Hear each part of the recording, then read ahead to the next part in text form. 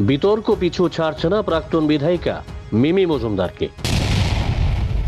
2023-এর বিধানসভা নির্বাচনেও তিনি পেলেন না টিকিট। তার অনেক আগেই ছেড়েছিলেন চাকরি। টানা 5 বছর বিধায়িকা না থাকার কারণে হাতছাড়া বিধায়ক ভাতা। এবার ভেঙে গেল মিমির সুখের সংসার। স্বামী দ্বারস্থ হলেন পারিবারিক আদালতে। দায়ের করেছেন বিবাহ বিচ্ছেদের মামলা। মিমি মজুমদার, তিনি ছিলেন শহরের 14 নম্বর বাধারঘাট বিধানসভা কেন্দ্রের বিধায়িকা। 2019 সালের 23শে সেপ্টেম্বর থেকে 2023-এর ফেব্রুয়ারি পর্যন্ত ছিলেন বাধারঘাটের বিধায়িকা। বাধারঘাটের প্রাক্তন বিধায়ক দিলীপ সরকারের মৃত্যুর পর অকাল ভোটে তিনি বিজেপির টিকিটে জয়ী হয়েছিলেন, কিন্তু 2023-এর বিধানসভা নির্বাচনে দল তাকে টিকিট দেয়নি। এখন তিনি বাধারঘাটের প্রাক্তন বিধায়িকা। মিমি মজুমদারের রাজনীতিতে আসার পর থেকেই তার সংসারে নেমে আসে অশান্তির ছায়া। দফায় দফায় হয় স্বামীর সঙ্গে ঝামেলা। একসময় পারিবারিক কলহ অন্তহীন হয়ে ওঠে তার সংসারে। স্বামী ডক্টর সুদীপ দাস, তিনি ত্রিপুরা কেন্দ্রীয় বিশ্ববিদ্যালয়ের অধ্যাপক। মিমিও ছিলেন রাজ্য শিক্ষা দপ্তরের একজন স্নাতকোত্তর ইংরেজি বিষয়ের শিক্ষিকা। তার শেষ কর্মস্থল ছিল বাধারঘাট স্কুল। দীর্ঘদিন ধরেই স্বামী সুদীপ দাসের সঙ্গে তার সম্পর্কে ছিন্ন হয়ে আছে, তবে তা ছিল অঘোষিতভাবে। মিমি থাকেন মিলনচক্র দূরদর্শন সংলগ্ন বাড়িতে।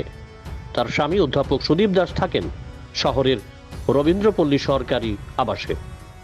অনেক টানাপোড়েনের পর মিমি মজুমদারের স্বামী শেষ পর্যন্ত বাধ্য হয়ে আদালতের দ্বারস্থ হয়েছেন এবং তিনি দায়ের করেছেন বিবাহ বিচ্ছেদের মামলা।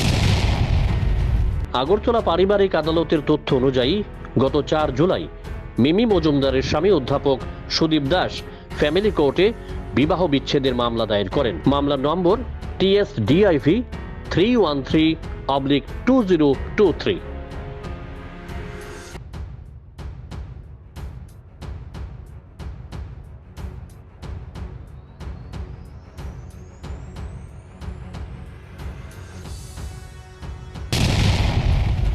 পারিবারিক আদালতের তথ্য অনুযায়ী আগামী 12 অক্টোবর বিচারকের সামনে এই মামলার প্রথম শুনানি শুরু হবে।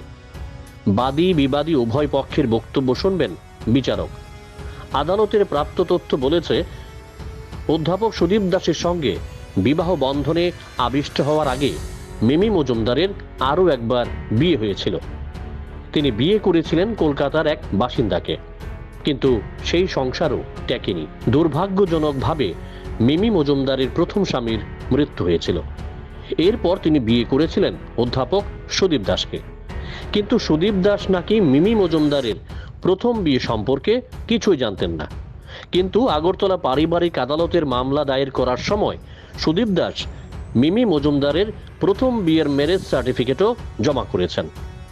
এখন দেখার বিষয়, আদালতে মামলার জল কোন দিকে গড়ায়।